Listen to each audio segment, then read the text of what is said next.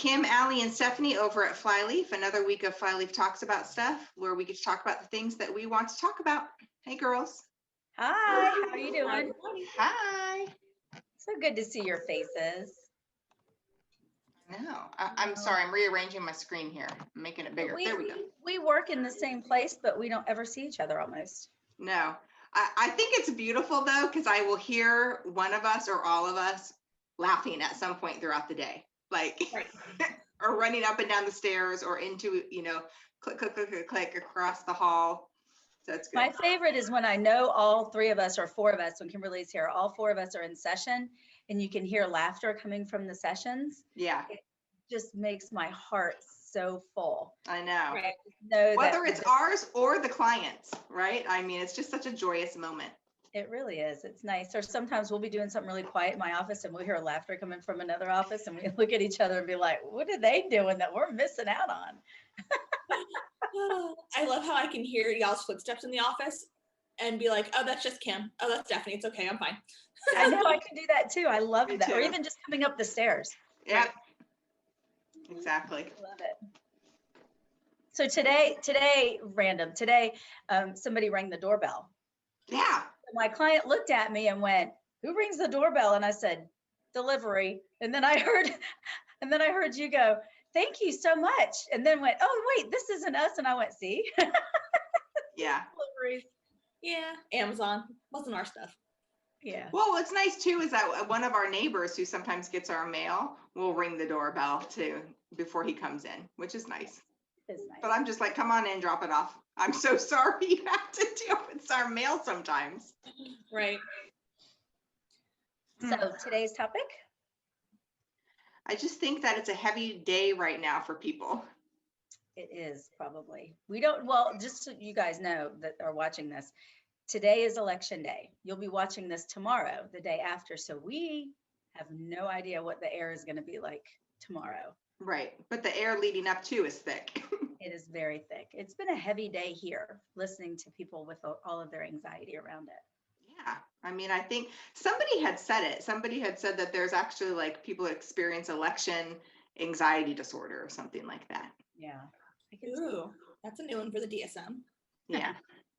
And it's not about what side you're on, or that's not about that. It's just that anticipatory feeling that you have, or the whole process of, right? It's just muddied. It's just very muddied. Well, in past elections, we've had the same kind of thing come up. Who's going to win? What's going to happen? And people stay up and watch it and, all of that stuff. But for whatever reason, with this current climate in our country, it feels like there's so much more at stake. Yeah. I mean, it's one more thing in 2020, right? Yeah, the full moon and Halloween and time change wasn't enough for the week. Oh, and hurricane last week wasn't enough. Yeah. Yeah, and poor Louisiana, right? The Gulf state is just kind of like 2020, enough with the rain already. Right. Mm. So what we thought would be a good thing to talk about in this forum are some of the things that we talk about in our office, how to help people practice self-care around this. And we talk about self-care all the time, but it's different like in the next coming days or weeks. Because I mean, honestly, I doubt very seriously that tomorrow morning, by the time you're watching this, we'll know who's won this election, because I think that there's just so much going on around it that I doubt very seriously anybody will be kind of declared a winner. And so we have this weird, awkward meantime that's going to be going on, and all of the speculation and all of the what ifs and all of the, if only we get this percent in this state and blah, blah, blah, blah, blah. And it's going to be, I anticipate it's going to be a bit crazy for a while. Mm-hmm. Right. And then no matter what happens, we have that little period between election day and inauguration day, like the lame duck thing. That's a weird time too. That is an awkward time. Mm-hmm. Even the name is weird. Lame duck. It's a sad thing. Like, I don't It want is to sad. So what kind of things can folks do to keep themselves regulated during the next week or so? Oh, stay connected to people, right? People that are healthy, people that are grounded, people, in person and over the phone. I mean, just one, staying connected has been big this entire year. I think we've been pushing that a lot as to the best of our ability. I loved what Allie and I were talking a little bit about it earlier, and I think that Kim, you were still in session. And Allie and I were just kind of briefly talking about like what we were going to do tonight or whatever. And Allie was just like, you know, I have the right to not have to watch anything. And she's like, so I'm not. I was like, that is great. Yes, you are right. And if you do need to check in on what's going on, check in, but go back to something else, right? Like Right. if you really feel, because I'll be checking in. I don't know that I'll be like glued to the TV, but I gotta know because I gotta know. Yeah. It's, you know, it's like somebody has a secret I don't know if I don't check at least. But I don't know that I'll be flooding myself with it. And I think be careful about the media that you choose to use. You know, because sometimes I hear people say, I'm going to watch a news channel that I don't necessarily agree with to hear what they're saying, but that gets you amped up because you get angry, right? You get all mad. And then you go, well, I'm going to listen to the news channel that kind of leans more my direction. And if I listen to that one, well, that one's going to get you amped up because they're just inciting people to get excited about something. So either way, it's a really hard place to be. And so maybe the TV news isn't the place to watch some of these updates. Maybe there's something neutral online that you can watch it or something like that. Yeah. I wonder like what Al Jazeera or BBC or some of like the other major news networks from like abroad say in general, you know, because they don't really have a dog in the fight as far as I know. I don't know. The world of politics is not my familiar place. Maybe they do. Maybe it's all some kind of big Illuminati conspiracy that I don't know about. But, you know, there's more than just CNN and Fox. Yeah. And I think that you need to too indulge yourself with something different. Play a game of cards with your kids or with your partner. You know, do something that's going to just bring joy to you. Play with your pet. Watch silly cat videos. You know, those kinds of things. Take a bath. Soothe your Outside. body. Breathe. Exercise. So this is all what we're planning on doing today. And I just remembered that people aren't going to see this until tomorrow. So what we do today is not necessarily helpful or pertinent tomorrow. What do you think Wednesday and Thursday and the rest of the week, you know, would be good self-care tips for moving in from election day into post-election stuff? These same things apply, huh? I would think so. I think the same things apply. And one of the things that I would add in there is being mindful about what we're putting into our body, whether it's out, you know, whether it's drink or food, substance, to numb out or get into arousal and activate. So just being mindful, and that happens whether it's election night or after. Yeah. Agreed. I was going to say, watch your alcohol consumption for sure. That's a big one. And I think there are people that another big thing is to remember that we're all going to be here when this is over with. And the people that are your friends are still your friends. Just because they don't agree politically with you doesn't mean that they're not good people. And it doesn't mean that they're not your family or your friends. It just means you have different life experiences that have brought you to a different conclusion in terms of your political views. I find that, I'm glad that you mentioned that, because I find it so unsettling, I guess would be the word, where if we have this great friendship, and I have friends across the political spectrum, and we are just close as family and family members, and you love them, you love the person. And so what if we're different? That's what makes us great, is that we're different. Right. So the people, I guess, that are so definitive of cutting people off, I have a hard time understanding that. I don't understand this homogenous viewpoint that we have to have. And be careful of how that viewpoint and surrounding yourself with people who only think the same way you think skews your view of the world. Mm-hmm. You know, I mean, you are limiting yourself and limiting your growth by doing that. Sure, it's like an empathy buster because you're not able to take the perspective of others because you're not surrounding yourself with others. So you're able to have like communication. I think people are all choosing who they're voting for, the decisions they make every day, et cetera, based on their own values and moral beliefs and cultural beliefs. And if you don't get curious and start asking questions, what brought you to this place, then you're not going to know. And all you can do is assume. And you know what they say when you assume. You make an ass out of you and me. Well, and how we are coming back to that whole, what was that Dr. Seuss, Kim, that we always reference, that you reference? the Zacks. Like here we are again with, now it's about a political spectrum, right? Right. Where we're no longer showing up and having that curiosity to understand and to not necessarily agree with, but to hear out. And I think that for most people I tend to think, this is maybe it's my own internal belief system, but I tend to believe that the majority of the world are not as polarized as we feel, that there's this huge in the middle part of our society that's getting kind of pushed around or forgotten or not heard because they don't have anything to say. They're just going to go do their thing.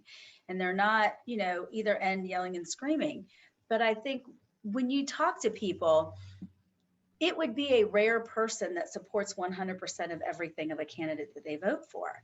And there are things that they're choosing to vote for based on what their belief systems and their experiences give them. So there are people who are pro-life. They're not going to, it's just the way they're going to be. And the person can do anything in the world, but that's what they're going to vote for. And then there are people that are, pro whatever or anti whatever. And those are the things that they're going to stand on. And sometimes if what they're standing on are part of their beliefs, so we kick around people's beliefs, then we're really going to get people angry. Right. Did that make sense? Totally makes sense. And I think that you're spot on. People are angry. People are definitely angry right now. Mhm. Which ties into our last week's discussion about narcissism. Is it narcissism or is it entitlement? And there's narcissistic traits. And I remember we got off after we finished our talk, and I told both of you, I was like, I wanted to bring up celebrities. And I talk when celebrities, whether it's actors and actors, the Hollywood or the performers or professional athletes, like just these known people, that's how narcissistic of them, not calling them narcissists, but how narcissistic of them to tell all of us who are not of that group how we should vote or what we should and shouldn't be doing in our lives. Yeah. So anyway, that was my little tie back around to last week. I agree with that too, very much. I can't think of any one celebrity that I would like follow blindly into the sunset because I love them so much. Not even Jeff Goldblum. And I love Jeff Goldblum. And we know how much you love We Jeff. know you love him. Yeah, if you're watching, Jeff, hey. Holla. But seriously, I have my favorite actor, I have my favorite singer, I have my favorite whoever, but I'm not gonna follow Jeff Goldblum and Drew Brees around because they're my favorite athlete and actor. Mm-hmm. Or I'm not gonna do what it is that they're telling me to do based on them telling me to do it. Right. So one of the things that we talk about a lot is that, and we quote the phenomenal Brene Brown when we say the antidote to anger or antidote to empathy is anger, right? So if I'm trying to lean into you and understand where you're coming from and you're coming at me with anger, there's no way I can lean into you. It doesn't work. And then my empathy starts to go away because you're coming at me with anger. And it's really, it's hard to stay in there when you're yelling at me, right? So I think we're seeing some kind of a collective of that too. And if we, and I thought about this the other day, if we can reverse that and maybe really try hard to empathize with people's anger and where it's coming from and the sources, we may be able to diffuse that anger. So we always talk about it being the other way around, but maybe actually the antidote to anger is empathy as well. I would agree with that. Sure. Yeah, and I guess the next part of that is and I have to give credit where credit is due, but the principal of my kid's school made a statement, and he was very right. He said that when you look at Maslow's hierarchy of needs, everybody right now in this nation is functioning at that very bottom line of safety. And when you are fearful of your safety, whether it's financial, physical, emotional, whatever it is, when you're fearful of your safety, it comes out like all kinds of emotions, but it comes out in desperation, right? And we function from that reptilian part of the brain when we're looking for safety. And so there are people functioning with parts of their brain they're not used to using. And that's the safety button is being kicked on everybody right now. And it's really hard to get out of your own head when your safety button's being kicked, right? Mm-hmm. And so we have this butting of heads going on. And so if we can take a minute and realize that we are all functioning from the same deficit, that maybe we can create some empathy for each other by finding out what that deficit is. What's that safety thing we're afraid of? Because this is a fear like a fear-based uh, feeling collective that we have. Right. Right. And I think the principal at the kids' school is right. You know, we're all operating from like a deficit, but how big of a deficit? You know, like some people I think are feeling a lot more different things than other people, but just that willingness to lean in and say, okay, I see your anger, but I'm also curious what else is there. Right. And, you know, I think people are people and people are good. That's my Rogerian-ness coming out a little bit. And that on the micro level, there has to be a continued willingness to be curious and to be kind above all else, now and into the future, you know? Sure. Well, that's part of our true self anyway, right? That curiosity, that compassionate. And I was thinking as you were talking about the different levels, like maybe within the family system there is, or in the coupleship, there is a need for safety. Maybe, and then you expand that into family, and so you begin to get, is it macro and then micro, or is it micro and then macro? I get them flipped.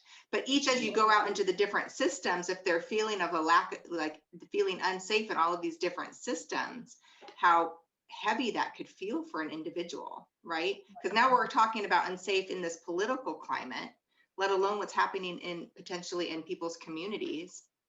And then bring that into the home and then into a relationship, right? And you bring it into your financial, into work, Yeah.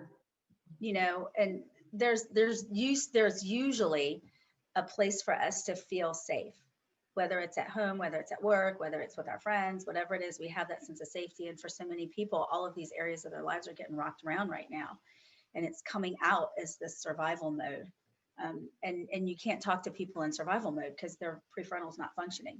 No. So it's really hard. And I think, you know, when we talk about coping through this thing, one of the things that is going to be easier than trying to get into somebody else's head is to remember that we're all functioning at the same place. We are all functioning at a deficit of safety. And if we can create empathy just by seeing that we're all the same in so many ways, then maybe that will start diffusing some of the stuff going on around us. Right. Totally agree. I went to Costco for the first time this past weekend, and just to stock up on like stuff I need ahead of the baby coming. And there were people stockpiling toilet paper again. And the people who were doing that had a look on their face that the people who were shopping for vegetables and shampoo and just the daily necessity things did not have. And I remember just like the vibe was just very different depending on where you were. And it was almost like this fear of scarcity bit on that end of the store.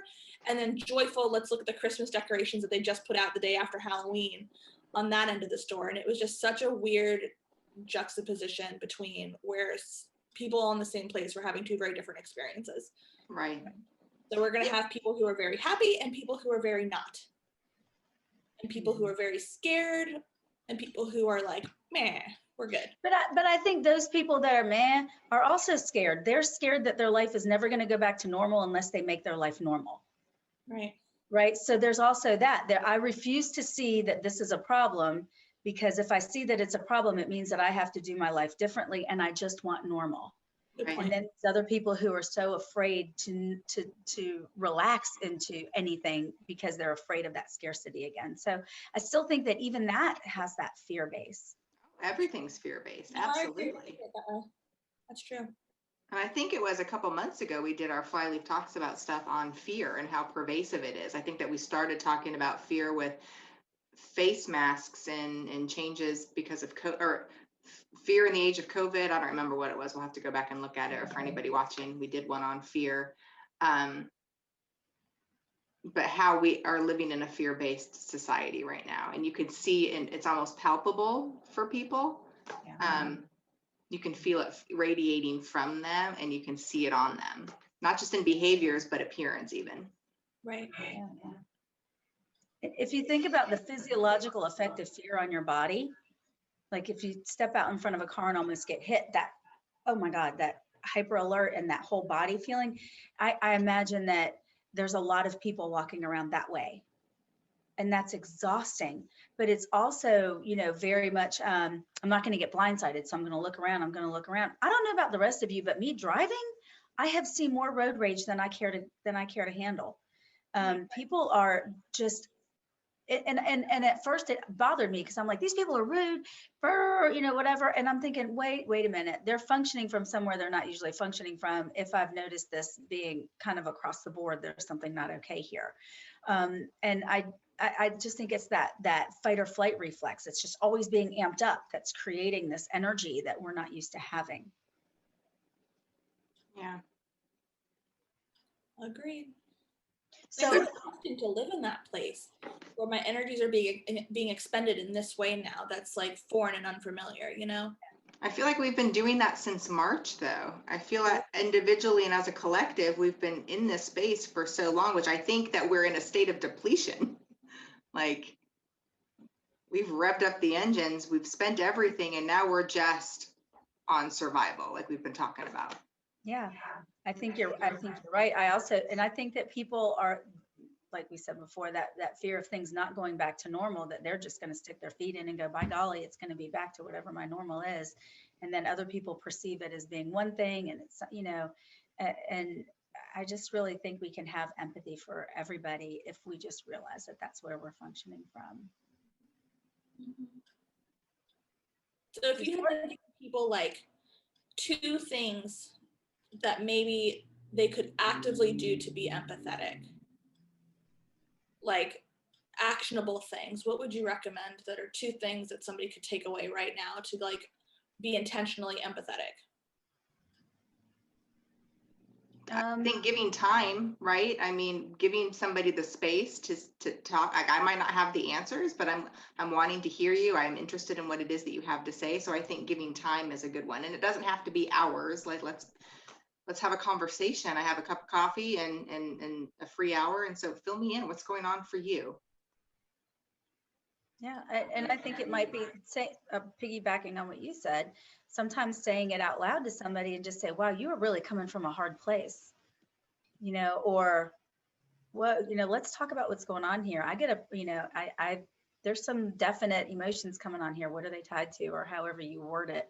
But sometimes calling out the behavior, but not labeling it anger, labeling it something else. Mhm. One of the things we know about people is when we label someone's emotions and we're wrong, what do? They get angry. Well, they fix us too, right? Mhm. Right. If I'm wrong, if I guess that you're sad and you're not sad, by God, you're going to tell me you're not sad. So there's no harm in guessing. If you're not sure, just name something and they'll correct you, but then they'll also kind of want to explain it. So you have to be open to listening. Mhm. And I think you're right, Stephanie. The biggest part is this zipping this and opening this and hearing what people are saying and seeing underneath what they're saying. And we talk about that all the time. Show up to the conversation with 2 ears and 1 mouth. Otherwise, you're not showing up to have a conversation. Right. It's not a monologue. Listen. And I think the thing, tacking back on what Kim said, is something to do that's empathetic is to also like take ownership of your own feeling. And sometimes when you do that and share that, it gives somebody the platform and the courage to begin to share what they're feeling. I agree. Right. That was going to be my suggestion too, that while you're able to practice empathy with others, practice empathy with yourself and with safe people who can hear you. Right. So you don't feel like you're shouting into the abyss that is the internet, or shouting into the abyss that is a house filled with nobody, because we're kind of isolated right now, Mhm. Find someone who can hear you. Another way to show empathy is to listen to what someone's saying and listen to their words. So, and I hear, everybody hears this all the time, is I'm scared. I'm scared that I'm so scared of this person being elected, or I'm so scared of this person not being elected, or I'm so scared of whatever it is. And then ask the question, what are you afraid of? But listen to the answer. Don't tell somebody that their fears are stupid. Right.